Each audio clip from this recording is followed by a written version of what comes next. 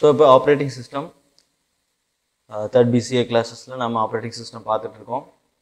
So இந்த operating சிஸ்டத்தில் நம்ம brief history of machine hardware, so அந்த டாப்பிக்கை இப்போ டிஸ்கஸ் பண்ண போகிறோம். ஸோ அப்போ brief history of machine hardware அப்படின்னு சொல்லும்போது என்னென்ன கம்ப்யூட்டர் சிஸ்டத்தில் நம்ம ஹார்ட்வேர்ஸ் எல்லாம் யூஸ் பண்ணுறோம், various type of hardware systems என்னென்ன அப்படிங்கிறத நம்ம பார்க்க போகிறோம். ஸோ இதெல்லாமே பிஃபோரில் நம்ம படித்த ஒரே டாபிக் தான். அந்த படித்த டாப்பிக்கை திரும்ப ரீகால் பண்ணுறோம்.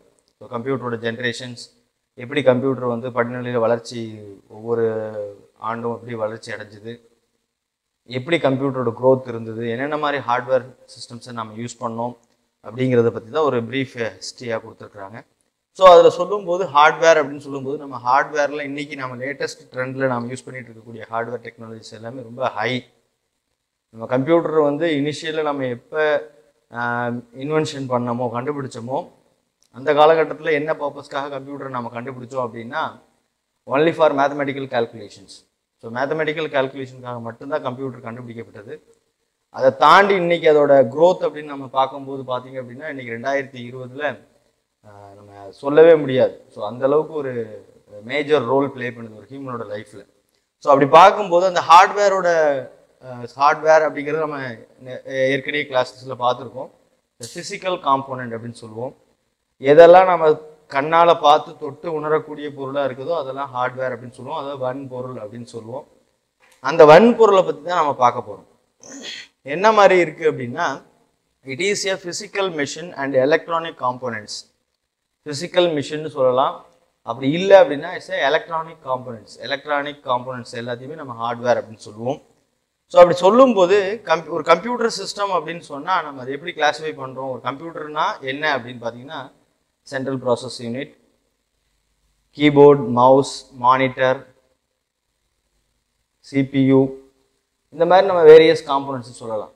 ஸோ அப்போ சென்ட்ரல் ப்ராசஸ் யூனிட் அப்படின்னு சொல்லும்போது இது குரூப் ஆஃப் எலமெண்ட்ஸ் சேர்ந்தது சிபியூன்னு நம்ம சொல்லுவோம். கீபோர்ட், மவுஸுங்கிறது ஐஓ டிவைசஸில் வரும். மானிட்டர் அப்படிங்கிறது ஐஓ டிவைசஸ், அவுட்புட் டிவைசஸில் வரக்கூடியது தான். ஸோ இந்த வேரியஸ் காம்போனன்ட்ஸ் சேர்ந்தது தான் நம்ம ஒரு கம்ப்யூட்டர் சிஸ்டம் அப்படின்னு சொல்கிறோம். அதை கம்ப்யூட்டர் ஹார்ட்வேர் அப்படின்னு சொல்கிறோம். அப்போ அந்த கம்ப்யூட்டர் ஹார்ட்வேர் அப்படின்னு சொல்லும்போது எசென்ஷியலாக நம்ம சாஃப்ட்வேரை பற்றி லேர்ன் பண்ணும்போது ஹார்ட்வேரை பற்றியும் லேர்ன் பண்ணணும். அப்போ ஹார்ட்வேரை பற்றியும் லேர்ன் பண்ணால் மட்டும்தான் அந்த சாஃப்ட்வேர் எப்படி ஹார்ட்வேர் கூட இன்டர்லிங்க் ஆகுது, எப்படி அதை லிங்க் ஆகுது, ஃபங்க்ஷன் பண்ணுதுங்கிற ஒரு ஐடியா கிடைக்கும். So most of the candidates கேட்டோம் அப்படின்னா சாஃப்ட்வேர் மட்டும் தான் தெரியும், ஹார்ட்வேர் தெரியாதும்பாங்க. ஸோ அந்த மாதிரி இல்லை, சில கேண்டிடேட்ஸ் ஹார்ட்வேர் மட்டும் தெரியும், சாஃப்ட்வேர் தெரியாதும்பாங்க. ஸோ இந்த மாதிரி என்னது, சாஃப்ட்வேரும் தெரிஞ்சிருக்கணும், போத் ஹார்ட்வேர். அப்போ ரெண்டுமே தெரிஞ்சிருந்தால் மட்டும்தான் நம்ம சக்ஸஸிவாக என்ன பண்ண முடியும், சில ப்ராசஸை பண்ண முடியும். ஸோ இப்போ அதை ரெண்டோட நாலேஜும் கம்பல்சரி என்ன எவ்ரி ஸ்டூடெண்ட்ஸ்க்கும் நீடட் அப்படிங்கிற ஒரு பாயிண்ட் ஆஃப் வியூ தான் நம்ம இதை பார்க்க போகிறோம். ஸோ அப்போ சொல்லும்போது காம்போனன்ட்ஸ்னு சொல்கிறோம். Main memory, IO devices, central process unit அப்படின்னு ஒரு மேஜராக ஒரு கிளாஸிஃபிகேஷன்ஸை கொடுத்துருக்குறோம். ஸோ அதில் வந்து ஃபஸ்ட்டு கேட்டகரி மெயின் மெமரின்னு சொல்கிறோம். ஸோ மெயின் மெமரிங்கிறது நம்ம நேற்று பார்த்தது வந்து ப்ரீவியஸ் கிளாஸஸில் மெமரி மேனேஜ்மெண்ட்டில் நம்ம ஒரு விஷயத்த சொன்னோம். எப்பயுமே வந்து மெமரி மேனேஜ்மெண்ட் அப்படின்னு சொன்னாலே நம்ம மெயின் மெமரி அப்படிங்கிற ரேண்டம் அக்சஸ் மெமரியை தான் பேசுவோம், அதை பற்றி தான் பேசுவோம். அதில் இருக்கக்கூடிய என்னென்ன ஸ்ட்ராட்டஜிஸ், என்னென்ன டெக்னிக்ஸுங்கிறது தான் பார்ப்போம் அப்படிங்கிறத நாம் சொன்னோம். அதே இதுதான் இங்கேயும் சொல்கிறோம். என்ன அப்படின்னா காம்போனன்ட்ஸில் மெயின் மெமரிங்கிறது ரொம்ப ரொம்ப இம்பார்ட்டன்ட். ஸோ அது என்ன பர்பஸ்க்காக யூஸ் பண்ணுறோம் அப்படின்னா data or instructions, storage, datas or instruction store பண்ணுறதுக்கும் அண்ட் எக்ஸிக்யூஷன் பர்பஸ். ஸோ டேட்டாஸை ஸ்டோர் பண்ணி அதை எக்ஸிக்யூட் பண்ணுறதுக்கு நம்ம யூஸ் பண்ணக்கூடிய ஒரு ஸ்ட்ராட்டஜிஸ் வே தான் நம்ம என்ன சொல்கிறதுனா மெயின் மெமரி அப்படின்னு சொல்லக்கூடிய ரேம் அப்படின்னு சொல்கிறோம். ஸோ இதான் நம்ம ஏற்கனவே பார்த்துருக்கோம். ஸோ கம்ப்யூட்டர் சிஸ்டத்தில் மெமரின்னு சொல்லும்போது ரேம் அண்ட் ரோம் ரெண்டு கேட்டகரி சொல்லியிருக்கோம். ஸோ அதில் வந்து ஸோ ரேம் அப்படிங்கிறது பார்த்தீங்கன்னா என்ன, அழியும் வகை நினைவகம்னு சொல்லுவோம். ரோம் ரீட் ஒன்லி மெமரிங்கிறது அழியா வகை நினைவகம்னு சொல்லுவோம். அதை ஒலைட்டைல் அண்ட் நான் ஒலைட்டைல் மெமரி அப்படின்னு சொல்லக்கூடிய ஒரு கேட்டகரியை சொல்கிறோம். நெக்ஸ்ட் வந்து IO devices, input output devices அப்படின்னு பேர். ஸோ இன்புட் அவுட்புட் டிவைசஸ் அப்படின்னு சொல்கிறோம் அப்படின்னா நம்ம கம்ப்யூட்டர் கூட கனெக்ட் பண்ணக்கூடிய பெரிஃபரல்ஸ், நம்ம எதெல்லாம் பெரிஃபரல்ஸாக கனெக்ட் பண்ணுறோமோ அதில் கிளாஸிஃபிகேஷன்ஸ். ஸோ என்னென்ன இருக்குது அப்படின்னு பார்த்தோம் அப்படின்னா இன்புட் டிவைசஸ் இருக்குது, அவுட்புட் டிவைசஸ் இருக்குது.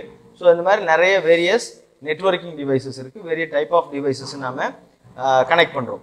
ஸோ அப்படி கனெக்ட் பண்ணும்போது அதில் ஐஓ டிவைசஸ்ங்கிறது இன்புட் அண்ட் அவுட்புட் டிவைசஸ்ன்னு சொல்லக்கூடியதில் all peripheral devices in system. All peripherals, நம்ம கம்ப்யூட்டர் கூட கனெக்ட் பண்ணக்கூடிய எல்லா பெரிஃபரல்ஸையும் நம்ம ஐஓ டிவைசஸில் சொல்லலாம். ஸோ நிறைய வேரியஸ் டிவைசஸ் இன்னைக்கு மார்க்கெட்டில் நிறைய அவைலபிளாக இருக்குது. கம்ப்யூட்டர் க்ரோத் ஆனதுலேருந்து, ஸோ கம்ப்யூட்டர் இன்வென்ட் பண்ணதுலேருந்து பார்த்தீங்கன்னா இந்த ஐஓ டிவைசஸ் வந்து மெயின் ரோல் ப்ளே பண்ணிட்டு இருக்கு. இன்புட் அண்ட் அவுட்புட் டிவைசஸ், அந்த டிவைசஸோட நேம் வந்து இன்புட் அண்ட் அவுட்புட் டிவைசஸ் சொல்கிறோமே தவிர அதோட வளர்ச்சி வந்து வேரி ஆகிட்டே இருக்குது. ஸோ ஒவ்வொரு காலகட்டத்திலையும் அதோட யூசேஜும் என்ன ஆகிட்டு இருக்கு, நிறைய மாற்றங்களே கொண்டு வந்துட்டு இருக்கு அப்படின்னு சொல்லலாம். ஸோ அதில் சொல்லும்போது பார்த்தீங்க அப்படின்னா printer, disk drive, CD, DVD drives and flash memory and etcetera. So இதெல்லாம் ஒரு ஃபார் எக்ஸாம்பிளுக்காக நம்ம கொடுத்துருக்கக்கூடிய ஐஓ டிவைசஸ் சொல்லலாம். இதை தாண்டி இன்னும் நிறைய ஐஓ டிவைசஸ் வந்து நமக்கு மார்க்கெட்டில் அவைலபிளாக இருக்குது. இன்னைக்கு லேட்டஸ்ட் ட்ரெண்டுன்னு பார்த்தோம் அப்படின்னா ஏகப்பட்ட டிவைசஸ் இன்னைக்கு மார்க்கெட்டில் நம்ம நினச்சி கூட பார்க்க முடியாத அளவுக்கு காம்பேக்டாகவும் காஸ்ட் எஃபெக்டிவாகவும் இன்னைக்கு மார்க்கெட்டில் நிறைய இன்னைக்கு அவைலபிளாக இருக்குன்னு நம்ம சொல்லுவோம் ஐஓ டிவைசஸை பொறுத்த வரைக்கும். நெக்ஸ்ட் இம்பார்ட்டன்ட் டாபிக் அப்படின்னு சொன்னோம்னா சென்ட்ரல் ப்ராசஸிங் யூனிட்னு சொல்லக்கூடிய சிபியூன்னு சொல்லுவோம். இப்போ சிபியூன்னு சொல்லும்போது நம்ம கலெக்ஷன் ஆஃப் காம்போனன்ட்ஸ் அப்படின்னு சொல்லுவோம். ஒரு சிபியூன்னு சொன்னோம் அப்படின்னா ஒரு பர்டிகுலர் டிவைசஸ் நம்ம ஃபோக்கஸ் பண்ண முடியாது. ஸோ அப்போ collection of group of elements அப்படின்னு சொல்லக்கூடியது தான் சிபியூ, சென்ட்ரல் ப்ராசஸ் யூனிட் அப்படின்னு சொல்கிறோம். அந்த சென்ட்ரல் ப்ராசஸ் யூனிட்ல என்ன சார் வருது அப்படின்னு பார்த்தோம் அப்படின்னா controls and interpretation and execution of instruction. So control, interpretation and execution of instructions. So அப்போ அந்த சென்ட்ரல் ப்ராசஸ் யூனிட் என்ன பண்ணுது, நம்ம இன்புட்டாக கொடுக்கக்கூடிய உள்ளீடுகளை பெற்று அதை ப்ராசஸ் பண்ணி அவுட்புட் வெளியீடாக கொடுக்குது. ஸோ அப்போ அதுதான் அதோட முக்கியமான வேலை, எக்ஸிக்யூஷன் பண்ணி நமக்கு அவுட்புட்டை ப்ரொடியூஸ் பண்ணணும். அதே மாதிரி யூசர் கொடுக்கக்கூடிய இன்ஸ்ட்ரக்ஷன்ஸை கெட் பண்ணி அதை கம்ப்யூட்டர் ஹார்ட்வேருக்கு இன்ஸ்ட்ரக்ட் பண்ணி அந்த இன்புட்ஸை வச்சு என்ன ப்ராசஸ் பண்ண முடியுமோ எக்ஸிக்யூட் பண்ண முடியுமோ எக்ஸிக்யூட் பண்ணி அதிலிருந்து ரிசல்ட்ஸை ப்ரொடியூஸ் பண்ணி விஷுவலில் கொண்டு வரணும். ஸோ அதோட ரோல் வந்து சென்ட்ரல் ப்ராசஸ் யூனிட்டோட ரோல். So control operation of computer system, இந்த என்டையர் கம்ப்யூட்டர் சிஸ்டத்தோட ஆப்ரேஷன் கண்ட்ரோல்ஸ் யாருக்கு இருக்குன்னா சென்ட்ரல் ப்ராசஸ் யூனிட் தான் இருக்கும். ஸோ அதனால தான் அது ரொம்ப important part of the system அப்படின்னு சொல்லலாம் இந்த சிபியூவை. ஸோ அது ஒரு டயக்ராமேட்டிக் ரெப்ரசன்டேஷன் நம்ம கொடுத்துருக்குறோம். ஸோ என்ன அப்படின்னு பார்த்தீங்க அப்படின்னா logical view of computer system. ஒரு கம்ப்யூட்டர் சிஸ்டத்தில் என்ன மாதிரி பெரிஃபரல்ஸ் இருக்கு அப்படின்னு நாம சில ரெப்ரசன்டேஷன்ஸ் கொடுத்துருக்குறோம். ஸோ அந்த ரெப்ரசன்டேஷன்ஸில் என்னென்னலாம் இருக்குது அப்படின்னு பார்த்தீங்கன்னா ஒரு டவர் இருக்குது, கீபோர்டு அண்ட் மவுஸ் கண்ட்ரோலர் இருக்குது, இது வீடியோ கண்ட்ரோலர், ஸோ அவுட்புட் கண்ட்ரோலர்னு கூட சொல்லலாம். ஸோ இந்த கேட்டகரியில் 2 டிவைசஸை நம்ம கனெக்ட் பண்ணியிருக்கோம். ஸோ அந்த டவர்லேருந்து சம் பெரிஃபரல்ஸ், ஸோ அந்த டவர்லேருந்து நமக்கு கிடைக்கக்கூடிய ஒரு சில பெரிஃபரல்ஸை நம்ம பார்க்க போகிறோம். ஸோ அந்த பெரிஃபரல்ஸ் என்னென்ன அப்படின்னு பார்த்தீங்க அப்படின்னா உங்களுக்கு ஒரு லிங்க்கில் கொடுத்துருக்குறோம். So USB and USB interfaces, parallel interfaces, serial interfaces and disk controller அப்படின்னு சொல்லக்கூடிய கண்ட்ரோலர்ஸ் மெக்கானிசமும் இருக்குது. ஸோ இந்த கண்ட்ரோலர் மெக்கானிசம் என்ன பண்ணுது அப்படின்னு பார்த்தீங்கன்னா ஸோ இந்த கீபோர்ட் மவுஸை வந்து நாம் என்ன பண்ணுறோம், இந்த disk controller and input output controller, video controller, so இந்த மெக்கானிசம் எல்லாமே கண்ட்ரோல்டு பை த டவர், அதாவது சென்ட்ரல் ப்ராசஸிங் யூனிட் கூட இன்டர்லிங்கில் இருக்கும்.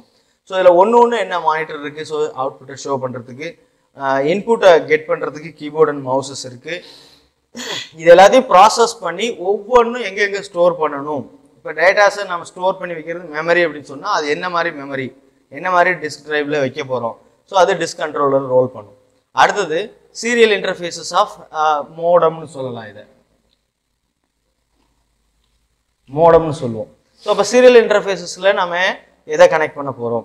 அது மாதிரி பேரலல் இன்டர்ஃபேஸஸ்ங்கிறது லைன் பிரிண்டர் டெர்மினல்னு சொல்லுவாங்க, எல்பிடி பிரிண்டர் போர்ட்னு சொல்லுவாங்க. ஸோ அதில் வந்து பார்த்தீங்கன்னா பிரிண்டர்ஸ், ஸோ லேசர் பிரிண்டரை கனெக்ட் பண்ணியிருக்காங்க. யூஎஸ்பி இன்டர்ஃபேஸஸ்ங்கிறது இன்னைக்கு லேட்டஸ்ட்டாக இருக்கக்கூடிய எல்லா டிவைசஸுமே பெரிஃபரல்ஸுமே இன்னைக்கு யூஎஸ்பி கனெக்டிங்கில் வந்துருச்சு. ஸோ அப்போ யூஎஸ்பி இன்டர்ஃபேஸஸ்ன்னு சொல்லும்போது ஸ்கேனராக இருக்கட்டும், இல்லை வெப் கேமரா, இல்லை எனிதர் கேமரா, டிஜிட்டல் கேமரா, ஸோ இதில் வேரியஸ் காம்போனன்ட்ஸ் இருக்குது. ஸோ இது எல்லாமே என்ன அப்படின்னா ஒரு டிபிக்கல் கம்ப்யூட்டர் சிஸ்டத்தில் எப்படி ஒவ்வொரு பெரிஃபரல்ஸும் ஒவ்வொரு காம்போனன்ட்ஸும் என்ன மாதிரி டைப் ஆஃப் இன்டர்ஃபேஸஸ் மூலயமா கனெக்ட் ஆகிருக்கு அப்படிங்கிற ஒரு இன்ஃபர்மேஷன் தான் இந்த ஒரு லாஜிக்கல் வியூ ஆஃப் கம்ப்யூட்டர் சிஸ்டத்தில் நம்ம பார்க்குறோம். ஸோ இது எல்லாமே ஒன்றுக்கு ஒன்று இன்டர் ரிலேட்டட், ஒன்று என்னது தொடர்பில் தான் இருக்கும். ஒவ்வொரு இன்டர்ஃபேஸஸும் இல்லை கண்ட்ரோலர்ஸும் ஒன்றுக்கு ஒன்று தொடர்பில் இருக்கக்கூடியது தான். ஸோ தொடர்பில் எதுவுமே என்னது தொடர்பில் இல்லாமல் வெளியே போகிறது கிடையாது. ஸோ அப்போ எல்லாமே ஒன்றுக்கு ஒன்று தொடர்பில் இருக்கிறது, இன்டர்லிங்க்டு காம்போனன்ட்ஸ். ஸோ இது எல்லாமே கம்யூனிகேஷனில் தான் இருக்கும். சிஸ்டம் பூட்டிங் ப்ராசஸ்லேருந்து எண்டிங் செஷன் வரைக்கும் என்னது எல்லாமே இந்த ப்ராசஸ் எல்லாம் should be communicated. So proper கம்யூனிகேஷனில் இருக்கும். ஸோ இதுதான் நம்ம இம்பார்ட்டண்ட்டாக சொல்லக்கூடிய ஒரு கம்ப்யூட்டர் சிஸ்டத்தோட வியூ பாயிண்ட்ஸ் அப்படின்னு சொல்லுவோம். டயக்ராமேட்டிக் ரெப்ரசன்டேஷன் வியூ பாயிண்ட்ஸ் அப்படின்னு சொல்லுவோம். ஸோ இது இந்த மாதிரி சில காம்போனன்ட்ஸு, இந்த மாதிரி சில ஃபங்க்ஷனாலிட்டிஸை வச்சு தான் நம்ம என்ன பண்ணுறோம், கிளாஸிஃபிகேஷன் பண்ணுறோம். எப்படி வந்து கம்ப்யூட்டர் சிஸ்டம் வந்து கிளாஸிஃபை ஆகுது அப்படின்னு பார்த்தீங்கன்னா, கம்ப்யூட்டர் சிஸ்டத்தை 2 கேட்டகரியாக நம்ம கிளாஸிஃபிகேஷன் பண்ணலாம். ஸோ அது என்ன கேட்டகரி அப்படின்னு சொல்லும்போது பார்த்தீங்கன்னா, ஒன்று கெப்பாசிட்டி, இன்னொன்று ப்ரைஸ். ஸோ கம்ப்யூட்டர் சிஸ்டத்தை நம்ம எப்படி கிளாஸிஃபிகேஷன் இன்றைக்கி நம்ம மார்க்கெட்டில் இருக்கட்டும், இல்லை யூசேஜாக இருக்கட்டும், இல்லை என்ன பர்பஸாக இருக்கட்டும், நம்ம எப்படிலாம் யூஸ் பண்ணாலும் 2 கேட்டகரியை வச்சு தான் நம்ம அதை என்ன பண்ணுறோம்னா மேஜராக கிளாஸிஃபிகேஷன் பண்ணுறோம். ஸோ அதில் first thing for capacity, another one for price. ஒன்று வந்து அதோட கெப்பாசிட்டி, ரெண்டாவது ப்ரைஸ். இந்த 2 திங்ஸை வச்சு தான் நம்ம மேஜராக என்ன பண்ணுறோம்னா கிளாஸிஃபிகேஷனை கொண்டு வரோம். ஸோ இப்போ மேஜர் கிளாஸிஃபிகேஷன் சொல்லும்போது ஏன் சார் வந்து நம்ம கெப்பாசிட்டியும் ப்ரைஸையும் ஃபிக்ஸ் பண்ணணும்னா, கெப்பாசிட்டிங்கிறது அதில் டேட்டாவை ஸ்டோர் பண்ணக்கூடிய வால்யூம், எவ்வளோ நம்ம டேட்டாஸை ஸ்டோர் பண்ணி வைக்க முடியும் அப்படிங்கிறது. அதே மாதிரி ப்ராசஸிங் ஸ்பீடையும் சொல்லலாம். ஏன்னா எப்படி அந்த டேட்டாஸை வாங்கி எவ்வளோ ஸ்பீடில் ப்ராசஸ் பண்ணி நமக்கு அவுட்புட்டை கொடுக்கும் அப்படிங்கிற ஒரு பாயிண்ட் ஆஃப் வியூலையும் சொல்லலாம். அடுத்த செகண்ட் திங் வந்து ப்ரைஸு. காஸ்ட் அதிகமாக இருந்ததுன்னா எல்லா பீப்புளாலும் என்ன பண்ண முடியாது, சிஸ்டமை வாங்கி யூஸ் பண்ண முடியாது கம்ப்யூட்டர் சிஸ்டத்தை. ஸோ அப்போ காஸ்ட் ஃபேக்டரும் இங்கே என்ன வருது அப்படின்னா ஒரு முக்கியமான ரோல் ப்ளே பண்ணக்கூடியதை நம்ம சொல்கிறோம். ஸோ அப்போ 2 ஆஸ்பெக்ட்ஸை தான் நம்ம பார்க்குறோம். ஒன்று capacity, another one for price for computer classification main role play பண்ணுது அப்படின்னு சொல்கிறோம். ஸோ இப்போ this are the category for computer system, how they classified.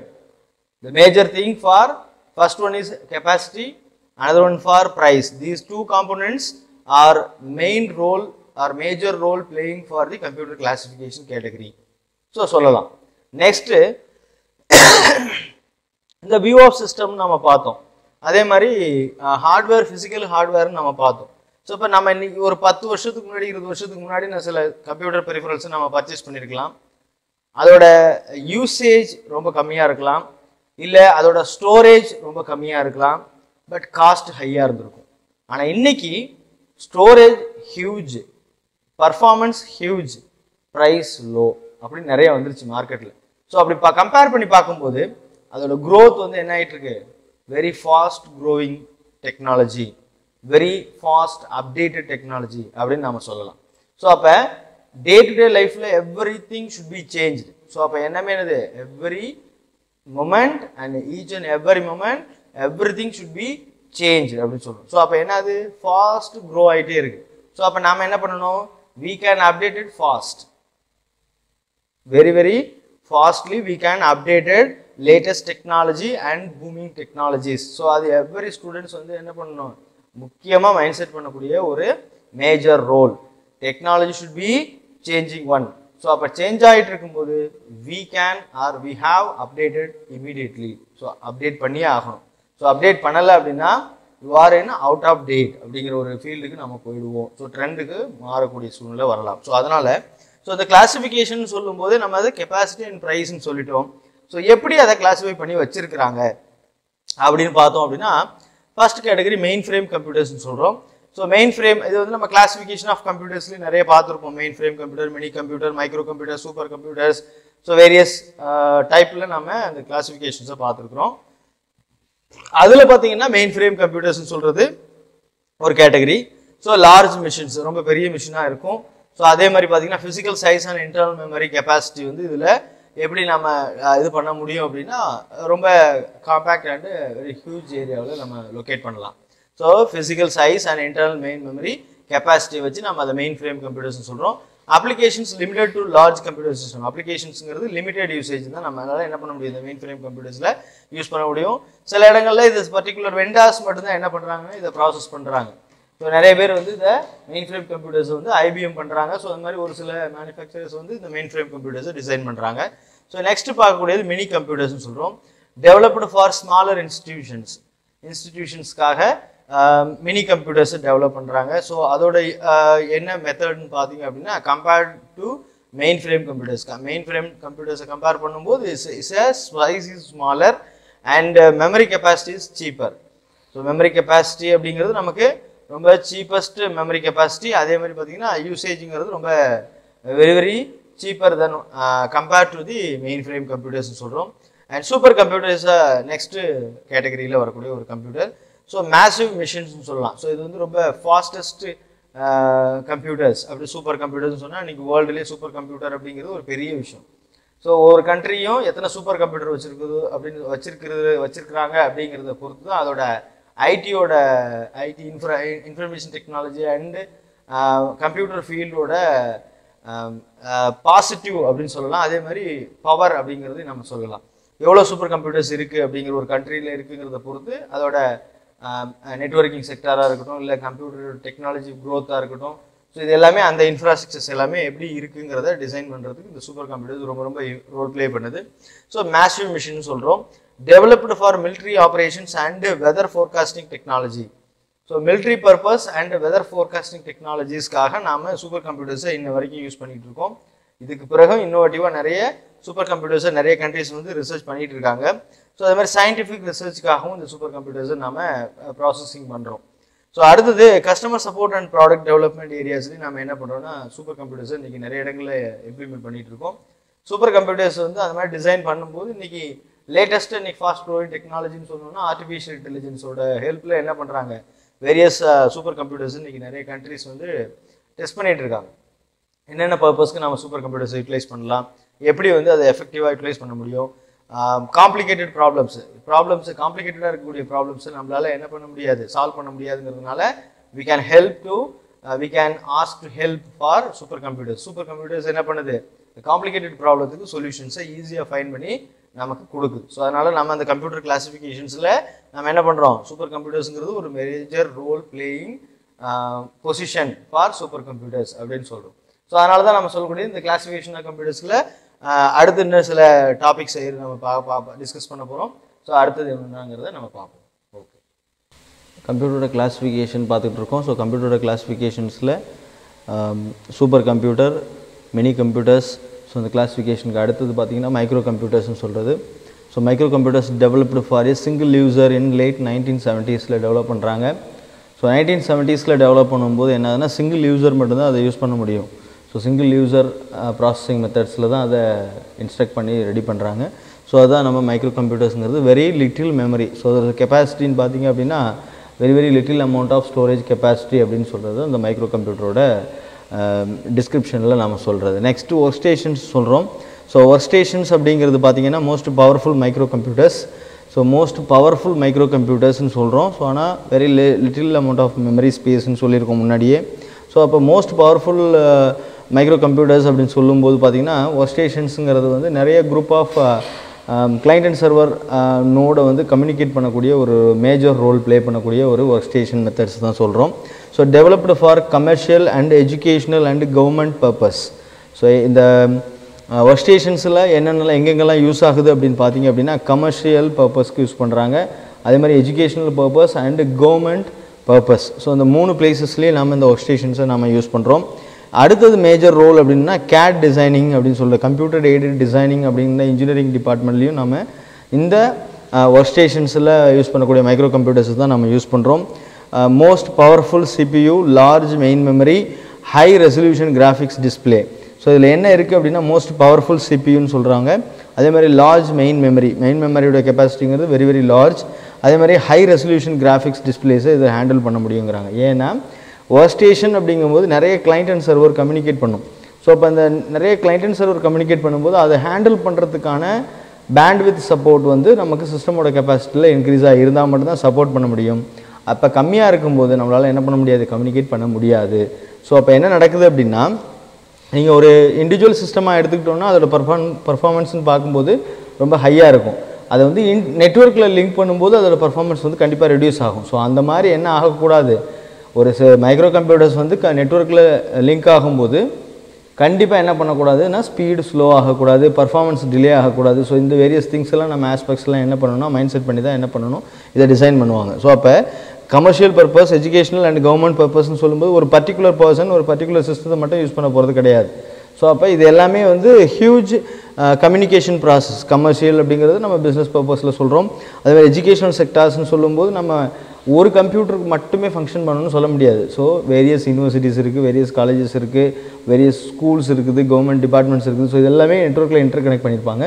So அப்போ இன்ஃபர்மேஷன் வந்து ஷேர் ஆகிட்டு இருக்கும்போது அது பர்ஃபார்மன்ஸ் வந்து ரொம்ப ஸ்லோவாக ரொம்ப டிலே டைம் இருந்து அதிகமாக இருந்துச்சு அப்படின்னா நம்ம அதை என்ன பண்ண முடியாது, குட் குவாலிட்டின்னு சொல்ல முடியாது. ஸோ அப்போ அதனால தான் என்ன சொல்கிறாங்க, அதே மாதிரி கவர்மெண்ட் பர்பஸ்லாம் அக்சஸ் பண்ணும்போது பார்த்திங்கன்னா நிறைய கவர்மெண்ட் சர்வர்ஸ்லாம் இன்றைக்கி ஒர்க் ஸ்டேஷன்ஸ்லாம் ப்ராசஸ் பண்ணுறாங்க. ஸோ அப்போ அதெல்லாம் வந்து டேட்டாஸை ரீட் பண்ணக்கூடியது ஒரு யூசர் வந்து அக்சஸ் பண்ணுறாருன்னா அந்த வெப்பேஜஸோ இல்லை அவர் ரிக்வஸ்ட் பண்ணக்கூடிய இன்ஃபர்மேஷன் கிடைக்கல, டிலே ஆகுது அப்படின்னா அப்போ சர்வீஸ் வந்து ஃபெயிலியர்னு அர்த்தம் அந்த இடத்துல. ஸோ இப்போ அந்த சர்வீஸ் ஃபெயிலியர் வந்துச்சு அப்படின்னாலே அப்போ அந்த ஒர்க் ஸ்டேஷனோட பர்ஃபார்மன்ஸ் இல்லை ஃபங்க்ஷனுங்கிறது அங்கே நடக்கலைன்னு அர்த்தம். ஸோ அதனால தான் என்ன சொல்கிறாங்க அப்படின்னு பார்த்தீங்கன்னா பவர்ஃபுல் CPU, அதே மாதிரி பார்த்தீங்கன்னா large main memory and high resolution graphics display. So the various things should be handled by the workstation department அப்படின்னு சொல்கிறோம். நாம் நெக்ஸ்ட்டு சர்வர்ஸ்னு சொல்கிறோம். Provide specialised services. ஒரு சர்வர்னு சொன்னோம் அப்படின்னா கண்டிப்பாக அது என்ன பண்ணும் அப்படின்னா கிளைண்ட்டோட ரெக்வஸ்ட்டுக்கு ரெஸ்பான்ஸ் பண்ணும். கண்டிப்பாக சர்வர் அப்படிங்கிறது என்ன அப்படின்னா ஒரு கிளைண்ட்டுக்கிட்டேருந்து ரிக்வஸ்ட் வருதுன்னா அந்த ரிக்வஸ்ட்டை வாங்கி ப்ராசஸ் பண்ணும். ஸோ ரெஸ்பான்ஸ் பண்ணணும், அப்போ தான் அது சர்வர்னு சொல்லுவோம். அப்போ அதுக்கு என்ன சொல்லுவாங்க, client always make request, server always response the client request அப்படின்னு சொல்லுவோம். ஸோ அப்போ என்ன நடக்குது, இந்த சர்வர்ஸ்னு சொல்லும்போது ப்ரொவைட் ஸ்பெஷலைஸ்டு சர்வீஸ். ஒரு பர்டிகுலர் சர்வர் அப்படின்னு சொன்னோன்னா அந்த சர்வர் பர்டிகுலர் சர்வீஸ்க்காக டிசைன் பண்ணியிருப்பாங்க. இப்போ மெயில் சர்வர் இருக்குது, ஃபைல் சர்வர் இருக்குது, டேட்டா சர்வர் இருக்குது, நெட்வொர்க் சர்வர் இருக்குது, இது மாதிரி நிறைய வேரியஸ் சர்வர்ஸ் இருக்குது. ஸோ அந்த ஒவ்வொரு சர்வர்ஸும் ஸ்பெஷலைஸ்டு சர்வீஸ்க்காக டிசைன் பண்ணியிருப்பாங்க. ஸோ அப்போ அந்த ஸ்பெஷலைஸ்டு சர்வீஸை மட்டும்தான் அது ஃபோக்கஸ் பண்ணும். அதை விட்டுட்டு என்ன பண்ணாது, வேறு எனி அதர் சர்வீசஸை ஃபோக்கஸ் பண்ணாது. அதுதான் சொல்லக்கூடியது provide specialised services for servers other client and server networks. So அந்த அப்படின்னு சொல்லும்போது அப்போ கண்டிப்பாக அது எதில் இருக்கும் அப்படின்னா கிளைண்ட் அண்ட் சர்வர் நெட்வொர்க்ஸ்குள்ளே தான் லிங்கில் இருக்கும். ஸோ அப்போ கிளைண்ட் வந்து என்ன ரெக்வஸ்ட் கொடுக்குதோ அதை சர்வர் ரெஸ்பான்ஸ் பண்ணும் அப்படிங்கிற ஒரு கேட்டகரியில் சொல்கிறாங்க. Perform critical network task. இந்த சர்வர்ஸ் என்ன பண்ணும் அப்படின்னா it perform the critical network task. Critical network task இந்த சர்வர் தான் பர்ஃபார்ம் பண்ணும் அப்படின்றாங்க.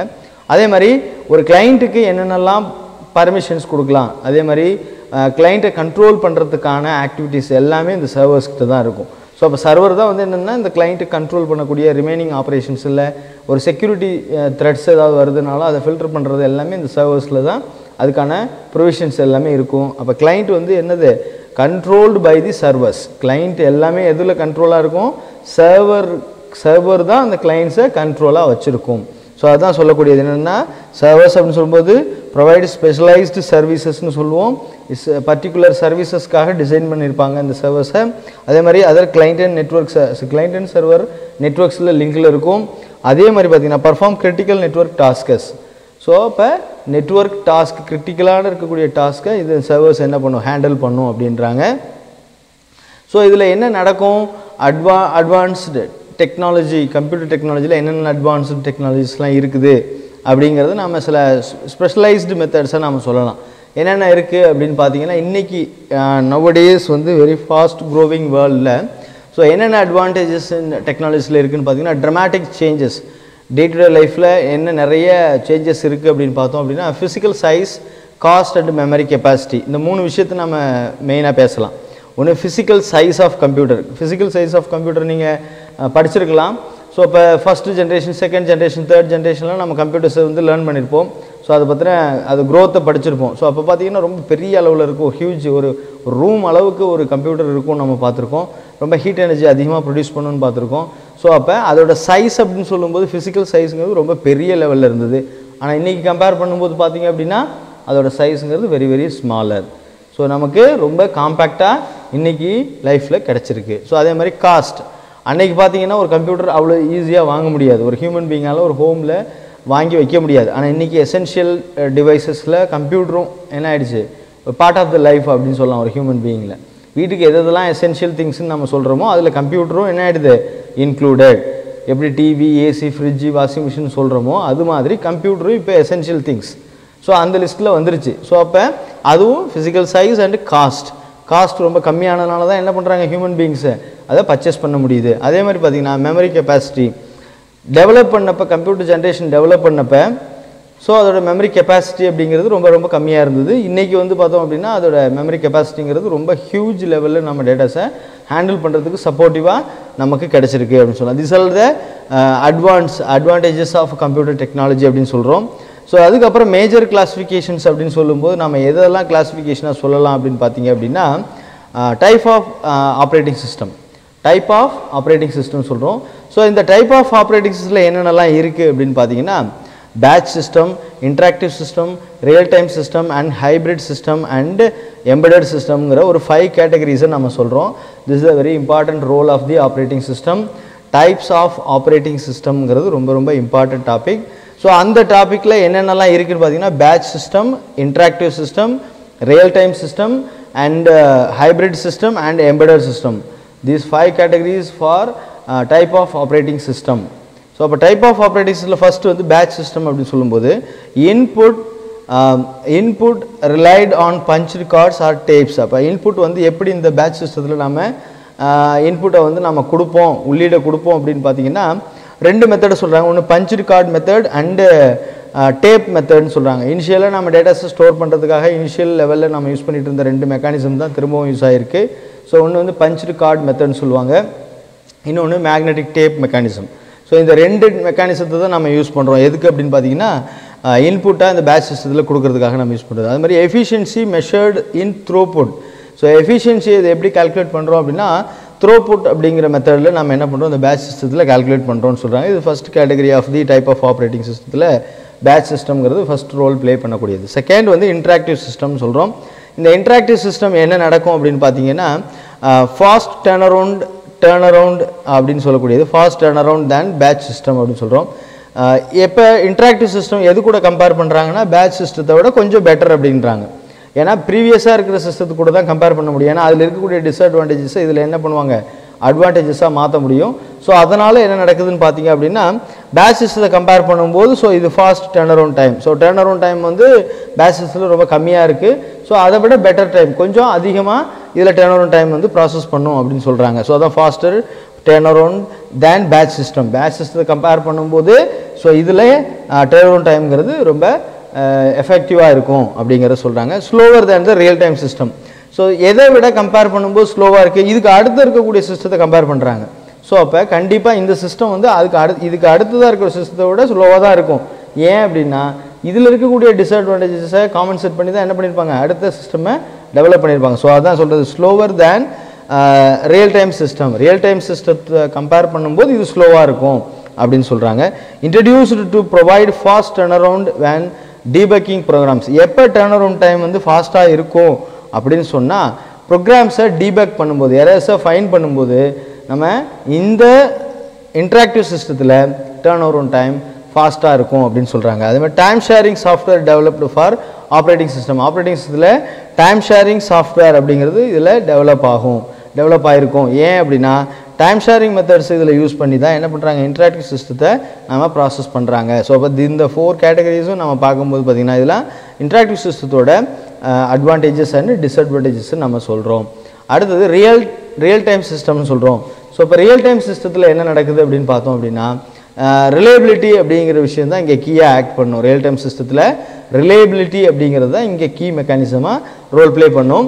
அதுமாதிரி fast and time limit sensitive அப்படின்னு சொல்கிறோம். Fast and time limit sensitive. So particular டைமுக்குள்ளே நம்ம என்ன பண்ணணும் அந்த ப்ராசஸிங்கை பண்ணி முடிக்கணும் அப்படிங்கிற டைம் லிமிட் வந்து சென்சிட்டிவாக இங்கே ஃபங்க்ஷன் பண்ணக்கூடிய. அதே மாதிரி used time critical environment. So இது வந்து டைம் கிரிட்டிக்கல் என்வரான்மெண்ட்டு இங்கே யூஸ் ஆகும். ஸோ அது என்ன டைம் கிரிட்டிக்கல் என்வரான்மெண்ட் அப்படின்னு சொல்லும்போது பார்த்தீங்கன்னா எந்தெந்த இடங்கள்ல இந்த டைம் கிரிட்டிக்கல் என்வரான்மெண்ட் ப்ராசஸிங் ஆகுது அப்படின்னு பார்த்தோம் அப்படின்னா ஸ்பேஸ் ஃப்ளைட்லாம் லான்ச் பண்ணுறாங்க இல்லையா, அதாவது ஸ்பேஸ் ஸ்டேஷன்ஸ். அந்த ஸ்பேஸ் ஸ்டேஷன்ஸில் கால்குலேட் பண்ணக்கூடிய மெக்கானிசமுக்கு நம்ம ரியல் டைம் சிஸ்டத்தை கம்பேர் பண்ணுறோம். அதே மாதிரி ஏர்போர்ட் டிராஃபிக் கண்ட்ரோல் சிஸ்டம்னு சொல்லுவோம்.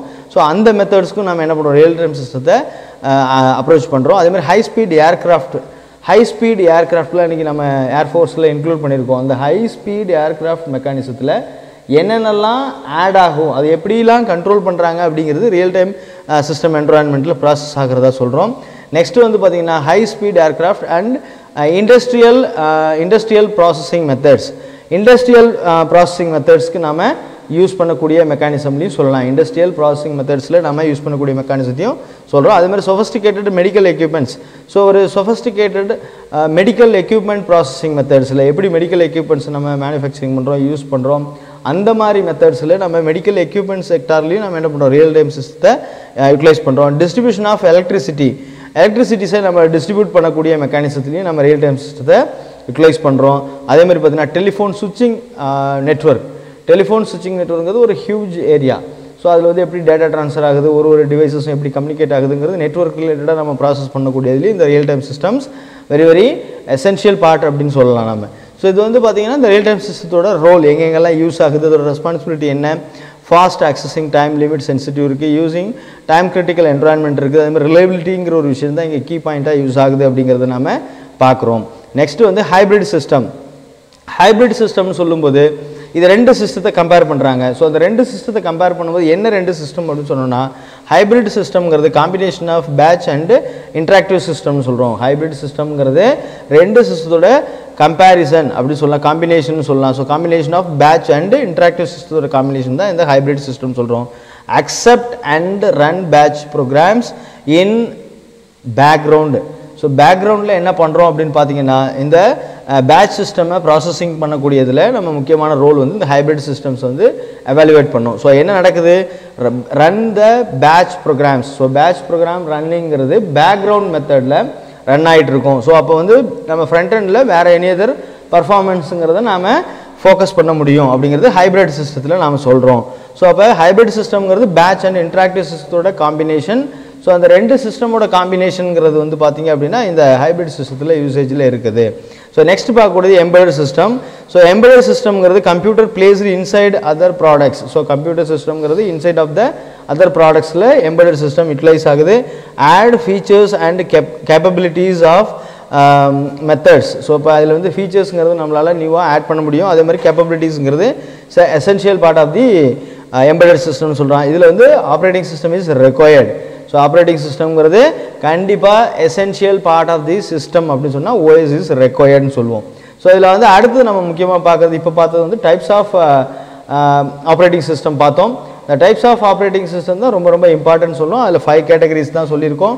ஸோ அதில் ஃபஸ்ட்டு வந்து batch system, interactive system second, third one for real time system, fourth one for hybrid system and fifth one for embedded system அப்படின்னு சொல்லக்கூடிய. நெக்ஸ்ட் பார்க்கக்கூடியது generation of computers. So computer வந்து எப்படி growth ஆச்சு, எப்படி வளர்ந்துச்சு அப்படிங்கிறது இந்த ஜென்ரேஷன் ஆஃப் கம்ப்யூட்டர்ஸில் நம்ம பார்க்குறோம். ஸோ இந்த ஜென்ரேஷன் ஆஃப் கம்ப்யூட்டர்ஸ் அப்படின்னு சொல்லும்போது பார்த்தீங்கன்னா சில 5 ஜென்ரேஷன் சொல்கிறோம். First generation, second generation, third generation, fourth generation and fifth generation அப்படின்னு சொல்கிறோம். இந்த ஃபர்ஸ்ட் ஜென்ரேஷன் கம்ப்யூட்டர்ஸ் அப்படிங்கிறது வந்து பார்த்தீங்க அப்படின்னா வேக்கம் டியூப் டெக்னாலஜி அப்படின்னு சொல்லுவோம். செகண்ட் ஜென்ரேஷன் கம்ப்யூட்டர்ஸ் அப்படின்னு சொல்லும்போது டிரான்சிஸ்டர்ஸ் அப்படின்னு சொல்லுவோம். தேர்ட் ஜென்ரேஷன் ஆஃப் கம்ப்யூட்டர்ஸ் அப்படிங்கிறது இன்டெகிரேட்டட் சர்க்யூட்ஸ்னு சொல்லுவோம். ஃபோர்த் ஜென்ரேஷன் ஆஃப் கம்ப்யூட்டர்ஸ் அப்படின்னு சொல்லும்போது மைக்ரோ ப்ராசஸர் டெக்னாலஜி யூஸ் ஆகுது. And fifth generation of computers அப்படின்னு சொல்லும்போது பார்த்திங்க அப்படின்னா ஆர்டிஃபிஷியல் இன்டெலிஜென்ஸ். ஸோ இந்த 5 கேட்டகரிஸில் தான் நம்ம கம்ப்யூட்டரோட ஜென்ரேஷனை கிளாஸிஃபை பண்ணுறோம். ஸோ அந்த ஒவ்வொரு ஜென்ரேஷன்ஸ்லேயும் எப்படி ஸ்டாண்டர்டைஸ்டு மெத்தட்ஸ் யூஸ் பண்ணாங்க, என்னென்ன ஹார்ட்வேர்ஸ் யூஸ் ஆச்சு, அந்த ஹார்ட்வேர் ரிலேட்டடாக என்னென்னலாம் சாஃப்ட்வேரை யூட்டிலைஸ் பண்ணாங்க அப்படிங்கிறத நம்ம பார்க்க போகிறோம். ஸோ இந்த ஜென்ரேஷன் ஆஃப் கம்ப்யூட்டர்ஸுக்கு வந்து ப்ரீவியஸ் ஓல்டர் ஒன், இன்றைக்கி லேட்டஸ்ட்டாக என்னென்ன டெக்னாலஜிலாம் க்ரோத் ஆகியிருந்தாலும் ஸோ அதுக்கு பேஸ் வந்து என்ன அப்படின்னு பார்த்தோம் அப்படின்னா அந்த ஜென்ரேஷன் ஆஃப் கம்ப்யூட்டர்ஸுங்கிறது தான் அந்த பேஸ். ஸோ அதில் ஒவ்வொரு ஜென்ரேஷன்லேயும் என்ன மாதிரி க்ரோத் ஆச்சு, ஒரு ஜென்ரேஷனில் என்னென்ன டிமெரிட்ஸ் இருந்ததோ அதை சக்ஸஸ்ஃபுல்லாக எப்படி அடுத்த ஜென்ரேஷனில் மாற்றுறாங்க அப்படிங்கிற விஷயத்தை தான் நம்ம ஜென்ரேஷன் ஆஃப் கம்ப்யூட்டர்ஸில் பார்த்துருக்கோம். ஸோ அப்போ ஃபஸ்ட்டு ஜென்ரேஷன் ஆஃப் கம்ப்யூட்டர்ஸ் அப்படின்னு சொல்லும்போது பார்த்திங்க அப்படின்னா முதலாம் தலைமுறை கணிப்பொறி அப்படின்னு சொல்லுவோம். ஸோ 1940s அப்படிங்கிறதுல தான் அதோட க்ரோத் டெவலப்மெண்ட் ஸ்டார்ட் ஆகுது. ஸோ முதலாம் தலைமுறை கணிப்பொறி, first generation and computer, first generation கம்ப்யூட்டர்ஸ்னு சொல்கிறோம். ஸோ அதில் யூஸ் பண்ணக்கூடிய ஹார்ட்வேர் அப்படின்னு பார்த்தோம்னா வேக்கம் டியூப்ஸ் அப்படின்னு சொன்னால் வெற்றிட குழாய்கள்னு படிச்சிருப்போம் நம்ம ஃபிசிக்ஸில். வெற்றிட குழாய்கள் அப்படின்னா உள்ள அந்த வேக்கம் டியூபுக்குள்ளே என்ன, வேக்கம்னா வெற்றிடம். அப்போ வெற்றிடம்னு சொல்லிட்டாலே அங்கே என்ன கிடையாது, நோ ஏர் அப்படிங்கிற ஒரு மீடியா கிடையாது. ஸோ ஏர் மீடியம்னு ஒன்று இருந்தால் தான் அந்த கம்யூனிகேஷனுங்கிறது நடக்கும், நம்ம வாய்ஸ் கம்யூனிகேட் ஆகும். ஸோ அப்போ அந்த வேக்கம் டியூபுக்குள்ளே என்ன கிடையாது, நோ ஏர். ஸோ ஏர் இல்லை அதை எடுத்துகிட்டு. ஸோ அப்போ அந்த வேக்கம் டியூபை ப்ராசஸ் பண்ணி யூட்டிலைஸ் பண்ணி தான் கம்ப்யூட்டரை கன்ஸ்ட்ரக்ட் பண்ணுறாங்க. ஸோ அப்போ 1940s, year of 1940s. So no standard operating system and softwares வந்து எந்த ஸ்டாண்டர்ட் ஆப்ரேட்டிங் சிஸ்டமும் கிடையாது.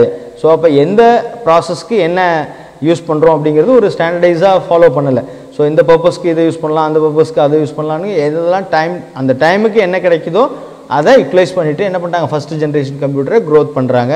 Include every instruction should be needed. So இப்போ இன்ஸ்ட்ரக்ஷன் ஒவ்வொரு ஆப்ரேஷனுக்கும் ஒவ்வொரு பர்ஃபார்மன்ஸுக்கும் ஒரு இன்ஸ்ட்ரக்ஷன் நீடட். அப்போ அந்த இன்ஸ்ட்ரக்ஷன்ஸ் இருந்தால் தான் என்ன பண்ண முடியும், அது ஃபங்க்ஷன் பண்ணும். இன்ஸ்ட்ரக்ஷன் தெரியலன்னா நம்மளால் என்ன பண்ண முடியாது, ஃபங்க்ஷன் பண்ண முடியாது. புவர் மெஷின் யூட்டிலைசேஷனுங்கிறது ரொம்ப ரொம்ப புவர். ஸோ அப்போ ஸ்லோ ப்ராசஸ். ஸோ அது மாதிரி என்னது, அதோட ஆன் கண்டிஷன் ஆஃப் கண்டிஷன் எல்லாமே வெரி வெரி ஸ்லோ அப்படின்னு சொல்லலாம். இயர்லி ப்ரோக்ராம்ஸை தான் நம்ம என்ன பண்ணுறோம், ரொம்ப ஓல்டர் ப்ரோக்ராம் டெக்னாலஜிஸ் தான் நம்ம அதில் யூஸ் பண்ணோம். ஸோ அப்போ முதலாம் தலைமுறை கணிப்பொறி அப்படின்னா ஃபஸ்ட் ஜென்ரேஷன் கம்ப்யூட்டர்ஸுங்கிறது வேக்கம் டியூப், ஹார்ட்வேர் வந்து வேக்கம் டியூபை யூஸ் பண்ணோம். No standard operating system, no software, no standard softwares கிடையாது. அதே மாதிரி instruction needed, every instruction should be needed. ஒவ்வொரு இன்ஸ்ட்ரக்ஷனும் தெரிஞ்சால் மட்டும்தான் அதில் பர்ஃபார்ம் பண்ண முடியும். அதே மாதிரி பார்த்தீங்கன்னா புவர் மெஷின் யூட்டிலைசேஷன். அப்போ யூட்டிலைசேஷன் மெஷினோட யூட்டிலைசேஷனுங்கிறது ரொம்ப ரொம்ப புவராக இருந்துச்சு. ஸோ அப்போ இயர்லி ப்ரோக்ராம்ஸ் தான் நாம் அதை யூஸ் பண்ணோம். ஸோ அப்போ ஹீட் எனர்ஜி அதிகமாக ப்ரொடியூஸ் ஆச்சு. வேக்கம் டியூப்லேஸ் வந்து ஹீட் எனர்ஜி அதிகமாக ப்ரொடியூஸ் ஆனதுனால வேக்கம் டியூபோட ஃபெயிலியர்ஸ் நிறையா இருந்துச்சு. ஸோ அப்போ நமக்கு ரொம்ப காஸ்ட் எஃபெக்டிவ், ரொம்ப காஸ்ட் ஹையாக இருந்தது. ஸோ அதோட காஸ்ட் ஹையாக இருந்ததை தவிர அவுட்புட் ரொம்ப ரொம்ப கம்மியாக இருந்தது. ஸோ அப்போ அவுட்புட் ரொம்ப கம்மியாகவும் அதோட ஃபங்க்ஷன் வந்து ரொம்ப ஸ்லோ ப்ராசஸாக இருந்தது அப்படின்னா, ஸோ அதை நம்ம வச்சுட்டு என்ன பண்ண முடியாது, எந்த ப்ராசஸும் பண்ண முடியாது, நமக்கு நிறைய டைம் எடுத்துக்கும். ஸோ அந்த மாதிரி அந்த மாதிரி டைம் ப்ராசஸிங் ரொம்ப வீணானதுனால சுவிட்ச் ஓவர் டு அடுத்த நெக்ஸ்ட் ஜென்ரேஷன். ஸோ அப்போ என்ன ஆகுது, ஒரு இதில் இருக்கக்கூடிய மெரிட்ஸ் அண்ட் டிமெரிட்ஸை கிளாஸிஃபை பண்ணி அந்த டிமெரிட்ஸ் எல்லாம் எப்படி மெரிட்ஸாக மாற்றுறது அப்படிங்கிற ஒரு கேட்டகரியில் தான் நெக்ஸ்ட் ஜென்ரேஷன் க்ரோத் ஆகுது. So 1950s second generation growth ஆகுது. ஸோ அந்த செகண்ட் ஜென்ரேஷனில் ஃபஸ்ட்டு ஜென்ரேஷனில் யூஸ் பண்ண அந்த ஹார்ட்வேர் வேக்கம் டியூபை ரிமூவ் பண்ணிவிட்டு we can implement the டிரான்சிஸ்டர்ஸ்னு சொல்கிறோம். இந்த டிரான்சிஸ்டர்ஸ் நம்ம ஸ்கூல் லெவலில் படிச்சிருக்கிறோம். ஃபிசிக்ஸில் 12th என்ன பண்ணியிருக்கோம், டிரான்சிஸ்டர்ஸை பற்றி படிச்சிருப்போம். என்பிஎன் அண்ட் பிஎன்பி டிரான்சிஸ்டர்ஸ் அப்படிங்கிற ரெண்டு கேட்டகரியில் நாம் அந்த டிரான்சிஸ்டரை லேர்ன் பண்ணியிருப்போம். ஸோ எலக்ட்ரிசிட்டி படிக்கும்போதே நம்ம என்ன பண்ணியிருப்போம், அந்த டிரான்சிஸ்டர்ஸை லேர்ன் பண்ணியிருப்போம். ஸோ அந்த transistor mechanism should be used in second generation of computers in 1950s. இந்த இயர் ஆஃப் 1950ல் இந்த செகண்ட் ஜென்ரேஷன் க்ரோத் ஆகுது. ஸோ டிரான்சிஸ்டர் மெக்கானிசம் தான் யூஸ் பண்ணுறோம். Focused on cost effectiveness. So இதில் வந்து காஸ்ட் ஃபேக்டரை ஃபோக்கஸ் பண்ணுறாங்க. ஸோ காஸ்ட் வந்து ரொம்ப ஹையாக இருக்கக்கூடாது, காஸ்ட் வந்து ரொம்ப வெரி வெரி லெஸ்ஸான அமௌண்ட்டுக்கு நம்ம ப்ரொடக்ஷன் பண்ணணுங்கிற ஒரு பாயிண்ட் ஆஃப் வியூவில் வருது. ஸோ அதே மாதிரி கம்ப்யூட்டர் ஆப்ரேட்டர்ஸ். ஸோ இப்போ இந்த செகண்ட் ஜென்ரேஷன் கம்ப்யூட்டர்ஸை நான் ஃபங்க்ஷன் பண்ண வைக்கணும்னா செப்பரேட் ஆப்ரேட்டர்ஸ் தேவை. ஸோ இந்த ஆப்ரேட்டர் இருந்தால் மட்டும்தான் கம்ப்யூட்டரை என்ன பண்ண முடியும், ஃபங்க்ஷன் பண்ண வைக்க முடியும். ஸோ அதே மாதிரி ஜாப் ஷெட்யூலிங் மெத்தட்ஸ் இது யூஸ் பண்ணுறாங்க. எப்படி ஜாப் வந்து ஷெட்யூல் பண்ணி ஒவ்வொரு ஜாபாக ஆர்டராக நம்ம ப்ராசஸ் பண்ணணுங்கிற ஷெட்யூலிங் மெக்கானிசம் இங்கே யூஸ் ஆகுது. அதே மாதிரி expensive time lakhs between CPU IO devices. So இப்போ இதில் என்ன நடக்குது, CPU ஃபாஸ்ட்டாக ப்ராசஸ் பண்ணிச்சுன்னா நமக்கு IO டிவைசஸ் ஸ்லோவாக இருக்குது. ஸோ அப்போ வந்து லேக்கிங் அப்படின்னு சொல்லக்கூடியது expensive time lag between CPU and IO devices. இந்த IO டிவைசஸ்க்கும் CPUக்கும் இடையில் ரொம்ப டைம் லேக்கிங் அதிகமாக இருக்குது. ஏன்னா CPU ஸ்பீடுக்கு என்ன பண்ண முடியறதில்ல, IO டிவைசஸால் ஃபங்க்ஷன் பண்ண முடியாது. ஸோ அதனால தான் என்ன பண்ணுறாங்க, ஸோ அந்த டைம் பேலன்ஸ்டு ப்ராசஸ், அந்த பேலன்ஸ்டு ஃபங்க்ஷனாலிட்டியை தான் அடுத்தடுத்த ஜென்ரேஷன் ஆஃப் கம்ப்யூட்டரில் காம்பன்சேட் பண்ணி இன்றைக்கி நம்ம யூஸ் பண்ணிட்டு இருக்கக்கூடிய அந்த டிவைசஸ் எல்லாமே வந்து என்னது, CPU எவ்வளோ ஃபாஸ்ட்டாக ஒர்க் பண்ணாலும் அதுக்கு பேலன்ஸ்டாக IO டிவைசஸ் மற்ற டிவைசஸ் எல்லாமே ஃபங்க்ஷன் பண்ண முடியும் அப்படிங்கிற ஒரு கேட்டகரியில் நாம் இப்போ க்ரோத் பண்ணி வச்சுருக்கிறோம். ஸோ அது நெக்ஸ்ட்டு வந்து பார்த்திங்க அப்படின்னா தேர்ட் ஜென்ரேஷன் ஆஃப் கம்ப்யூட்டர்ஸ் 1960. இந்த இயர் ஆஃப் 1960s இந்த தேர்ட் ஜென்ரேஷன் ஆஃப் கம்ப்யூட்டர்ஸை டெவலப் பண்ணுறாங்க. ஸோ இது வந்து ஃபாஸ்டர் CPU. இந்த ஜென்ரேஷன் ஆஃப் கம்ப்யூட்டர்ஸுங்கிறது most faster CPU central process unit utilize ஆகுது.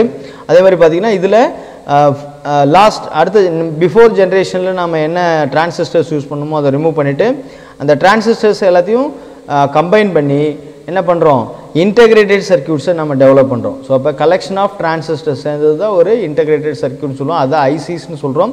அந்த ஐசிஸை பேஸாக வச்சு தான் தேர்ட் ஜென்ரேஷன் ஆஃப் கம்ப்யூட்டர்ஸை டெவலப் பண்ணுறோம். ஸோ இந்த ஐசிஸ்ன்னு வரும்போது நம்ம முதலாம் தலைமுறை கணிப்பொறின்னு சொன்ன ஃபஸ்ட் ஜென்ரேஷன் ஆஃப் கம்ப்யூட்டர்ஸில் வேக்கம் டியூப் யூஸ் பண்ணோம். அது கம்ப்யூட்டர் சைஸ் வந்து வெரி வெரி லார்ஜ், அதாவது huge size of first generation கம்ப்யூட்டர்னு சொல்லலாம். ரொம்ப பெரிய சைஸில் இருந்தது, ரொம்ப பெரிய ஸ்பேஸ் ஆக்குபைசேஷன் இருந்துச்சு. ஸோ அது நெக்ஸ்ட் டிரான்சிஸ்டர் வரும்போது என்ன அப்படின்னா அதோட சைஸ் கொஞ்சம் ரெடியூஸ் ஆச்சு. ஸோ பர்ஃபார்மன்ஸ் கொஞ்சம் இன்க்ரீஸ் ஆச்சு. ஸோ தேர்ட் ஜென்ரேஷனுங்கிறது டோட்டலி சேஞ்சிங். இந்த டிரான்சிஸ்டர்ஸ், வேக்கம் டியூப், டிரான்சிஸ்டர்ஸ் எல்லாம் டோட்டலாக சேஞ்ச் ஆகி இன்டெகிரேட்டட் சர்க்யூட்ஸுங்கிற சின்ன சின்ன சர்க்யூட் ஃபார்மேட்டில் டெவலப் ஆச்சு. ஸோ இந்த ஐசிஸ் இன்றைக்கி டெவலப் ஆனது தான் எலக்ட்ரானிக்ஸ் காம்பனோட சைஸ் வந்து வெரி வெரி ஸ்மாலராக டெவலப் ஆனதுனால இன்றைக்கி நம்ம யூசர் ஃப்ரெண்ட்லியாக எல்லா டிவைசஸுமே ஹேண்டில் பண்ணுறோம். ஸோ அப்போ இன்டெகிரேட்டட் சர்க்யூட்டுங்கிறது தேர்ட் ஜென்ரேஷன் ஆஃப் கம்ப்யூட்டர்ஸில் இந்த இயர் ஆஃப் 1960s growth ஆச்சு அப்படின்னு சொல்கிறோம். ஸோ அப்போ அந்த இன்டெகிரேட்டட் சர்க்யூட் யூஸ் பண்ணும்போது நமக்கு என்ன அட்வான்டேஜஸ்லாம் இருந்ததுன்னா மல்டி ப்ரோக்ராமிங் என்வரான்மெண்ட் கிரியேட் ஆச்சு. ஸோ மல்டி ப்ரோக்ராமிங் என்வரான்மெண்ட் என்ன, many programs at running at one time, more than one programs வந்து என்ன ஆகுது, ஒரு சிங்கிள் டைமில் ஒரு அட் ஏ டைமில் நம்மளால மோர் தென் ஒன் ப்ரோக்ராம்ஸ் என்ன பண்ண முடியும், சைமல்டேனியஸாக ரன் பண்ண முடியும். அதான் மல்டி ப்ரோக்ராமிங் என்வரான்மெண்ட் சொல்கிறோம். ஸோ அப்போ அந்த மல்டி ப்ரோக்ராமிங் என்வரான்மெண்ட்ஸ் எப்போ டெவலப் ஆச்சுன்னா தேர்ட் ஜென்ரேஷன் ஆஃப் கம்ப்யூட்டர்ஸில் இந்த இயர் ஆஃப் 1960s அதை என்ன ஹார்ட்வேர் யூஸ் பண்ணாங்க அப்படின்னா integrated circuit mechanism. Integrated circuit மெக்கானிசத்தை இந்த தேர்ட் ஜென்ரேஷன் ஆஃப் கம்ப்யூட்டர்ஸில் நாம் யூஸ் பண்ணுறோம். அடுத்து fourth generation and fifth generation. Fourth ஜென்ரேஷனில் வந்து பார்த்தோம் அப்படின்னா மைக்ரோ ப்ராசஸர் யூட்டிலைஸ் பண்ணுறோம். ஃபிஃப்த் ஜென்ரேஷனில் ஆர்டிஃபிஷியல் இன்டெலிஜென்ஸ்ங்கிறத நாம் யூட்டிலைஸ் பண்ண போகிறோம். மீனாட்சி ராமசாமி கல்வி நிறுவனங்கள்: மீனாட்சி ராமசாமி பொறியியல் கல்லூரி, மீனாட்சி ராமசாமி பாலிடெக்னிக் கல்லூரி, மீனாட்சி ராமசாமி கலை மற்றும் அறிவியல் கல்லூரி, மீனாட்சி ராமசாமி கல்வியியல் கல்லூரி, மீனாட்சி ராமசாமி ஆசிரியர் பயிற்சி கல்லூரி, மீனாட்சி ராமசாமி பிபிஎட் கல்லூரி, MR catering technology and hotel management institute, MR institute of management, MBA, MCA, காற்றோட்டமான வகுப்பறைகள், பறந்து விரிந்த விளையாட்டு மைதானம், மாணவ மாணவியருக்கு தனித்தனியாக இலவச தங்கும் விடுதி வசதி, தகுதியுடைய SC/ST மாணவர்களுக்கு இலவச கல்வி, அனைத்து ஊர்களுக்கும் பேருந்து வசதி, 100% தேர்ச்சி, 100% வேலை வாய்ப்பு. மீனாட்சி ராமசாமி வித்யாலயா CBSE பள்ளி மத்திய மாநில அரசு அங்கீகாரம் பெற்றது. LKG முதல் 10ஆம் வகுப்பு வரை. மீனாட்சி ராமசாமி மெட்ரிக் மேல்நிலை பள்ளி LKG முதல் 12ஆம் வகுப்பு வரை. மீனாட்சி ராமசாமி தமிழ் வழி மேல்நிலை பள்ளி 6ஆம் வகுப்பு முதல் 12ஆம் வகுப்பு வரை அட்மிஷன் நடைபெறுகிறது. சாதாரண மாணவரையும் சாதனையாளராக்கும் கல்வி நிறுவனங்கள் மீனாட்சி ராமசாமி கல்வி நிறுவனங்கள். திருச்சி மெயின் ரோடு, MR கல்வி நகர், தத்தனூர், உடையார்பாளையம் தாலுகா, அரியலூர் மாவட்டம். Cell 9947131129 94434 and 9942. Third generation of computers பார்த்தோம். இப்போ ஃபோர்த் ஜென்ரேஷன் ஆஃப் கம்ப்யூட்டர்ஸ் பார்க்க போகிறோம். ஸோ 1970s இனிஷியேட் ஆனது அந்த fourth generation of computers. So fourth generation of கம்ப்யூட்டர்ஸோட main hardware அப்படின்னு பார்த்தோம் அப்படின்னா micro processor. So micro processor 8085, 8086, so இந்த மாதிரி அதோட வெர்ஷன் 8088 இது எல்லாமே டெவலப் ஆனது இந்த இயர் ஆஃப் 1970s. ஸோ இப்போ ஃபாஸ்டர் சிபியூன்னு சொல்கிறோம். அப்போ மைக்ரோ ப்ராசஸர் யூட்டிலைஸ் ஆகும்போது நமக்கு ஃபாஸ்டர் சிபியூ, ஸோ ஃபாஸ்ட்டாக ஃபங்க்ஷன் பண்ணக்கூடிய சிபியூவை நம்ம ஃபோக்கஸ் பண்ண முடியும்னு சொல்ல முடியும். அதேமாதிரி speed cost problem with slower IO devices. So IO devices வந்து மைக்ரோ ப்ராசஸருக்கு ஈக்குவலாக பேலன்ஸ் பண்ணி ஃபங்க்ஷன் பண்ண முடியாது. ஸோ அதனால் என்ன அக்கர் ஆகுது அப்படின்னா ஸ்பீட் காசஸ் ப்ராப்ளம் அப்படிங்கிறது அக்கர் ஆகுது. ஸோ அந்த ஸ்பீட் காசஸ் ப்ராப்ளத்தை எப்படி காம்பன்சேட் பண்ணுறாங்கன்னா பஃபர்ஸ் அப்படிங்கிற டெம்பரவரி ஸ்டோரேஜஸ் மூலமா என்ன பண்ணுறாங்க, அதை பேலன்ஸ் பண்ணுறாங்க. ஸோ அப்போ ஃபாஸ்டர் சிபியூ நம்ம மைக்ரோ ப்ராசஸர் யூட்டிலைஸ் பண்ணும்போது அந்த IO டிவைசஸோட ஸ்லோவர் பர்ஃபார்மன்ஸை யூட்டிலைஸ் பண்ணுறதுக்கு ஸோ மைக்ரோ ப்ராசஸர் என்ன பண்ணுது, பேலன்ஸ் ஃபங்க்ஷனிங் மெத்தட்ஸில் ப்ராசஸ் பண்ணக்கூடியதாக சொல்லலாம். Main memory physical capacity limitation. So main மெமரியாக இருக்கட்டும், அதே மாதிரி ஃபிசிக்கல் மெமரி கெப்பாசிட்டி அப்படிங்கிறது வந்து லிமிடேஷன் தான். ஸோ அதில் வந்து நம்ம லார்ஜர் சைஸ் ஆஃப் மெமரிங்கிறது நம்ம என்னால் என்ன பண்ண முடியாது, யூட்டிலைஸ் பண்ண முடியாது. இந்த fourth generation of computers database management softwares வந்து இந்த ஃபோர்த் ஜென்ரேஷன் ஆஃப் கம்ப்யூட்டர்ஸில் தான் யூட்டிலைஸ் பண்ணுறாங்க. ஸோ DBMS அப்படின்னு சொல்லக்கூடிய சாஃப்ட்வேர் மெத்தட்ஸ், அதே மாதிரி querying systems introduced. Query systems வந்து இந்த ஃபோர்த் ஜென்ரேஷன் ஆஃப் கம்ப்யூட்டர்ஸ் தான் இன்ட்ரடியூஸ் ஆகுது. ஸோ இது வந்து ஃபோர்த் ஜென்ரேஷன் ஆஃப் கம்ப்யூட்டர்ஸ்னு சொல்கிறோம். பிஃபோராக பார்த்த first generation, second generation, third generation compare பண்ணும்போது இந்த ஃபோர்த் ஜென்ரேஷனுங்கிறது கொஞ்சம் faster processing method and capacity size அப்படின்னு சொல்லலாம். ஸோ அடுத்து பார்க்கக்கூடியது ஃபிஃப்த் ஜென்ரேஷன் ஆஃப் கம்ப்யூட்டர்ஸ் அப்படின்னு சொல்லக்கூடியது. ஸோ 1980ஸ்க்கு ஃபிஃப்த் ஜென்ரேஷன் அப்படின்னு சொல்லக்கூடிய கம்ப்யூட்டர்ஸ் தான் பர்ஃபார்ம் பண்ணுது. ஸோ இதில் என்ன நடக்கும் அப்படின்னா cost and performance ratio improvement of computer components. So cost and performance ratio, cost நமக்கு வேரி ஆகுது, அதேமாதிரி பர்ஃபார்மன்ஸ் ரேஷியோங்கிறது இன்க்ரிமெண்ட் ஆகுது அப்படிங்கிறது, இம்ப்ரூவ்மெண்ட் ஆகுதுங்கிறது இந்த கம்ப்யூட்டர் சிஸ்டத்தில் ஃபிஃப்த் ஜென்ரேஷனில் சொல்லலாம். மோர் ஃப்ளெக்சிபிள் ஹார்ட்வேர்ஸ். ஸோ இந்த ஃபிஃப்த் ஜென்ரேஷனில் மோர் ஃப்ளெக்சிபிள் ஹார்ட்வேர் ப்ராசஸிங் மெத்தட்ஸை நம்ம யூட்டிலைஸ் பண்ணுறோம். ஸோ ஹார்ட்வேர் வந்து ரொம்ப மோர் ஃப்ளெக்சிபிளாக இருக்குது. அதே மாதிரி allowed parallel programs execution. So இதில் வந்து 5th ஜென்ரேஷனில் பேரலல் ப்ரோக்ராம் எக்ஸிக்யூஷன் அலோவ் பண்ணுது. அதே மாதிரி பார்த்தோம் அப்படின்னா evolution of personal computer. Personal கம்ப்யூட்டருங்கிறது டெவலப் ஆனது, க்ரோத் ஆனது இந்த 5th ஜென்ரேஷனில் தான். ஸோ அதே மாதிரி ஹை ஸ்பீட் கம்யூனிகேஷன் மெத்தட்ஸை எவாலுவேட் பண்ணுறதும் இந்த 5th ஜென்ரேஷன் மெத்தடில் தான் பண்ணுறோம். ஸோ இந்த 5th ஜென்ரேஷன் மெத்தட்ஸில் ஆர்டிஃபிஷியல் இன்டெலிஜென்ஸுங்கிறது தான் மெயின் ரோல் ப்ளே பண்ணோம். ஸோ 1980s to 1990s இந்த இதெல்லாம் demand for internet capability. So இதில் வந்து இன்டர்நெட் கேப்பபிலிட்டிஸ்ங்கிறது ரொம்ப டிமாண்ட் ஆச்சு. ஸோ அப்போ internet capability demanding is main role play பண்ணோம். So increased networking sectors. So networking செக்டாருங்கிறது ரொம்ப ஹியூஜ் வால்யூமாக இன்க்ரீஸ் ஆன ஒரு particular time.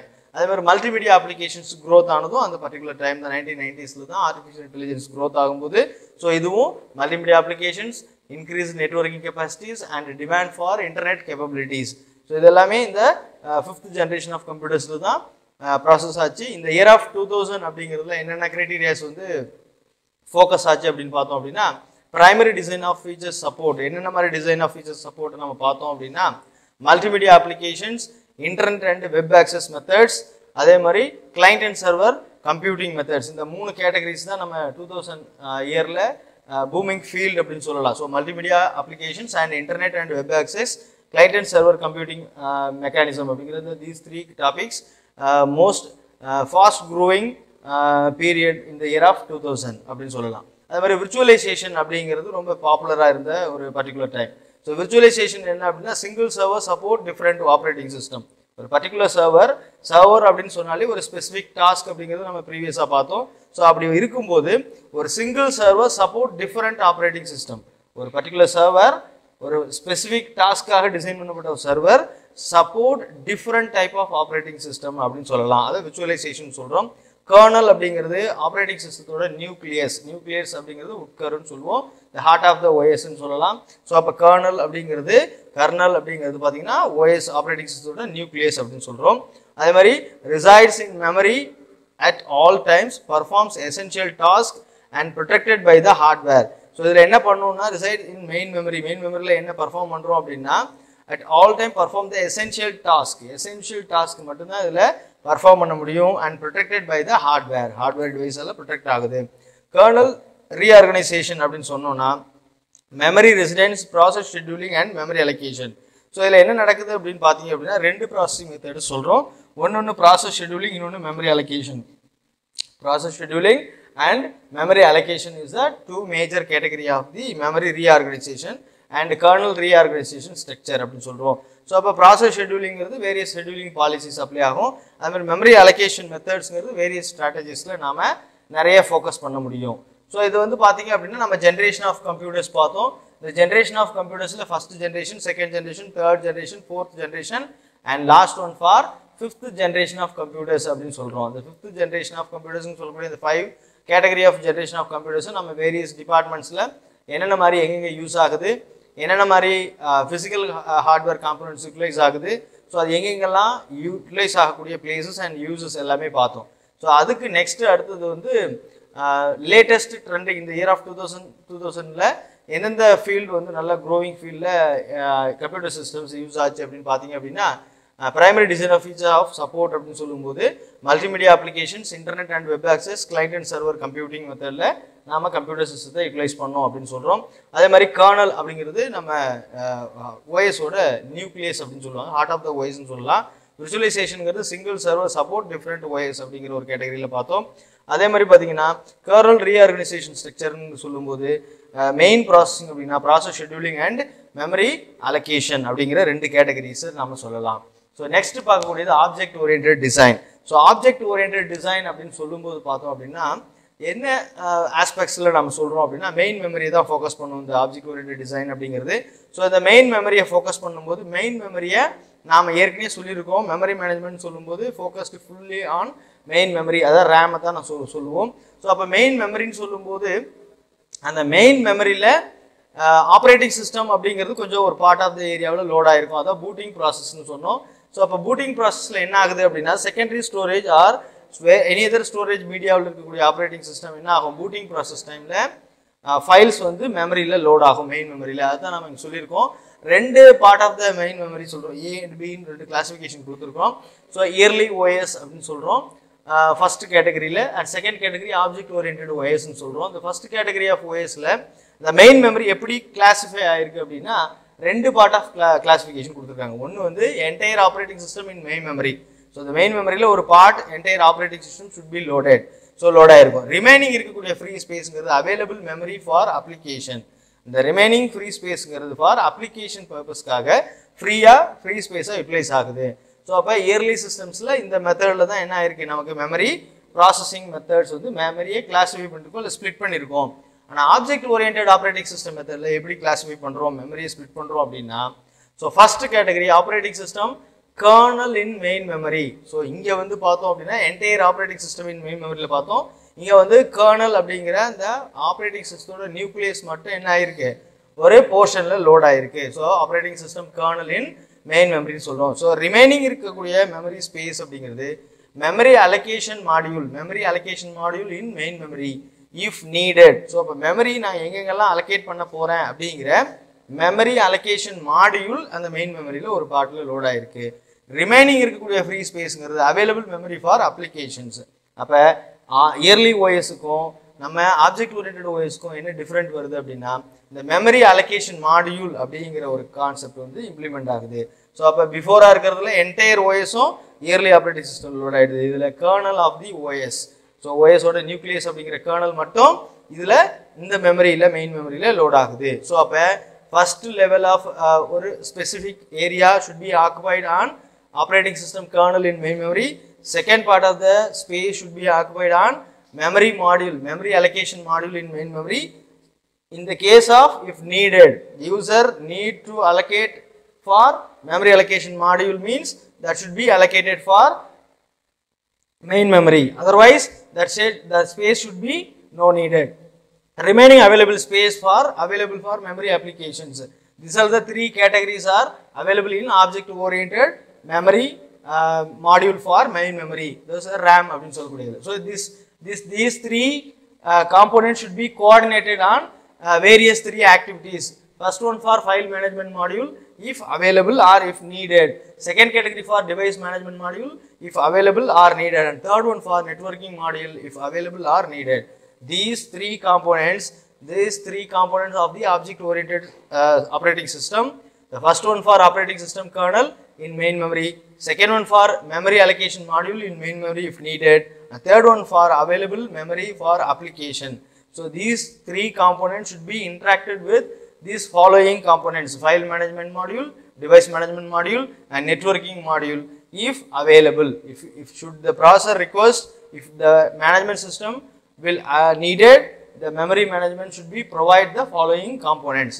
These are all the entire structure of the object oriented design. So early OS loaded entirely into a main memory. Modern object oriented system loaded only the critical element into the main memory and call other object as needed. Call remaining objects if you needed. These objects should be called for processor or main memory. These are the entire structure and visualize diagrammatic representation of the object oriented design. So operating system நம்ம பார்த்தோம். Operating சிஸ்டத்தில் various டாபிக்ஸை discuss பண்ணியிருக்கோம். So operating சிஸ்டம்னா என்னென்னு பார்த்துருக்கோம், operating system development பார்த்துருக்கோம், எப்படி use ஆகுதுன்னு பார்த்தோம், என்னென்ன ஏரியாவில் ஆப்ரேட்டிங் சிஸ்டம் யூஸ் பண்ணுறோம், என்னென்ன மாதிரி கேட்டகரிஸ் இருக்குன்னு பார்த்தோம், அதே மாதிரி என்ன டைப் ஆஃப் ஆப்ரேட்டிங் சிஸ்டம் இருக்குன்னு பார்த்தோம், ஜென்ரேஷன் ஆஃப் கம்ப்யூட்டர்ஸ் பார்த்தோம், எந்தெந்த மாதிரி hardwares, so operating system software பார்த்தோம், ஆப்ரேட்டிங் சிஸ்டம் ஹார்ட்வேர் பார்த்தோம், அதே மாதிரி ஆப்ரேட்டிங் சிஸ்டம் எப்படி கிளாஸிஃபை பண்ணுறாங்கன்னு பார்த்தோம், வேரியஸ் 4 சப்சிஸ்டம் பார்த்தோம், எப்படி memory management, device management, file management, so various networking management, so இது மாதிரி வேரியஸ் மேனேஜ்மெண்ட் செக்டரை பார்த்தோம், அதே மாதிரி ப்ராசஸர் மேனேஜ்மெண்ட், ஸோ இது எல்லாமே சப்சிஸ்டமில் பார்த்தோம், அந்த சப்சிஸ்டம் எப்படி ஃபங்க்ஷன் ஆகுதுன்னு பார்த்தோம். ஸோ இதெல்லாம் ஒரு overall introduction of the operating சிஸ்டமை நாம் இந்த ஃபர்ஸ்ட் யூனிட்டில் ஃபுல்லி கவர் பண்ணியிருக்கோம். So entire introduction of operating system அப்படிங்கிறது, இந்த ஃபுல் ஆப்ரேட்டிங் சிஸ்டம் அப்படிங்கிறது இந்த ஃபர்ஸ்ட் யூனிட்டில் கவர் ஆகிடுச்சு. ஒவ்வொரு மேனேஜ்மெண்ட் சிஸ்டத்தையும் நாம் ரிமைனிங் யூனிட்ஸில் வரக்கூடிய second and third and fourth யூனிட்டில் ஒவ்வொரு மேனேஜ்மெண்ட் சிஸ்டமும் எப்படி ஃபங்க்ஷன் ஆகுது அப்படிங்கிறத நாம் ஃபோக்கஸ் பண்ண முடியும். தேங்க்யூ.